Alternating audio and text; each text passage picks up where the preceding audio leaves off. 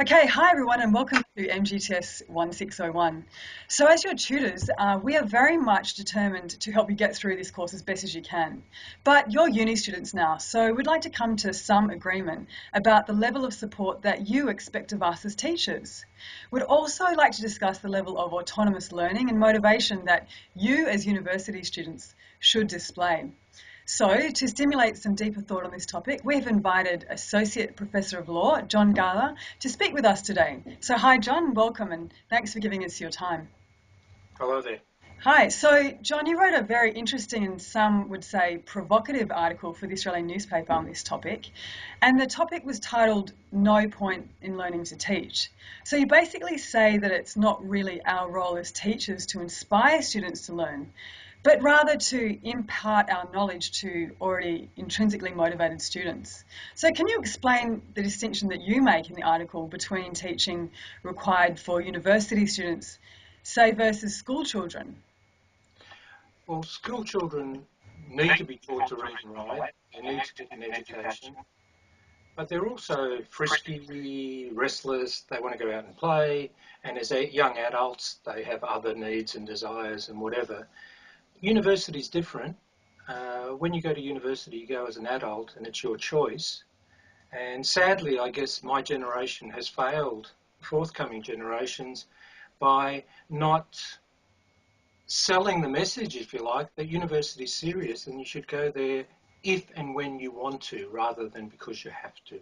Yeah, well, so in essence, you're saying that university students should be wholly responsible for their own learning. But you make the assumption, like you said, that all students are there are adults and have made the decision to come to uni. But like, how many in your experience really are there because they want to be? Like, what percentage of students do you think are there because, like you said, the parents make them? And what do we do about these students? I think you're right. Unfortunately, a large number of students do go to university because of social pressures or in fact, they just don't know what else to do. Uh, Credentialism, if you like, the inflation of qualifications that are required for jobs, etc., etc., etc. So how do we Again, inspire these students? Because they do exist and they are sitting in this class as we speak. So do you think it's our job to actually teach these students how to learn and how to inspire them to learn? And also recognise the different learning styles and cater for those learning styles?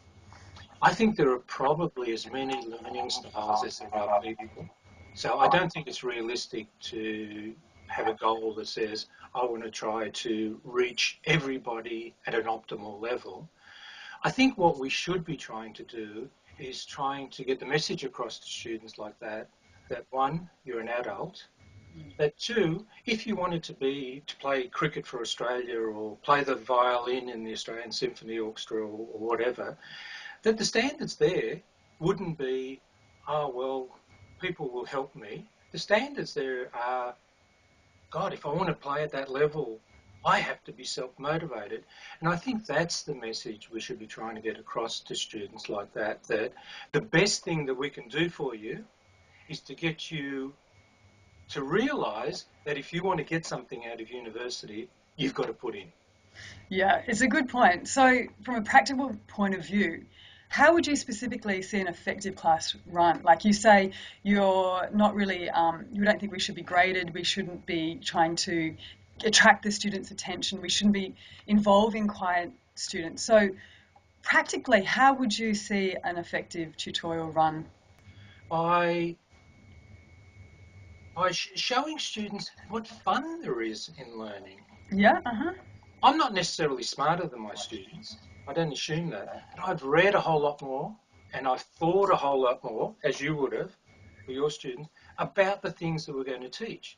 And if I can show them the wonders, and there are wonders in all forms of things, not just theoretical physics, in all spheres of learning, if you take them to the edge and say, well, this is actually exciting if you think about it for 5 minutes, you mightn't have, but if you do, that's an effective class. If you just get them thinking, and that might be by irritating them, Yeah. provoking them, whatever.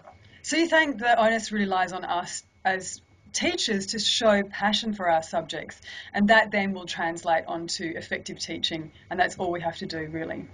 Well, Gemma, if somebody hasn't got a passion for their subject, they shouldn't be teaching at university. Yeah. And I just think that's a sort of base assumption that the reason you're teaching at university is because you are enthusiastic, you love the stuff that you're talking about.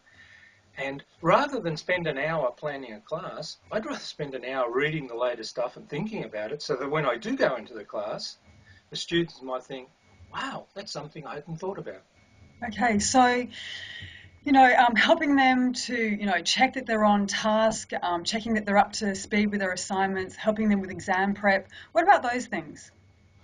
Expecting students to have difficulties and problems because if you're teaching them at a high level, they're going to find it difficult. So, of course, they're going to ask you questions. Of course, they're going to have difficulties in planning their essays. Of course, they might have difficulties in planning for their exams. You help them, you answer them, you Yeah, give them advice. Of course, that's what teaching is. yeah, absolutely. I really do agree with you on this.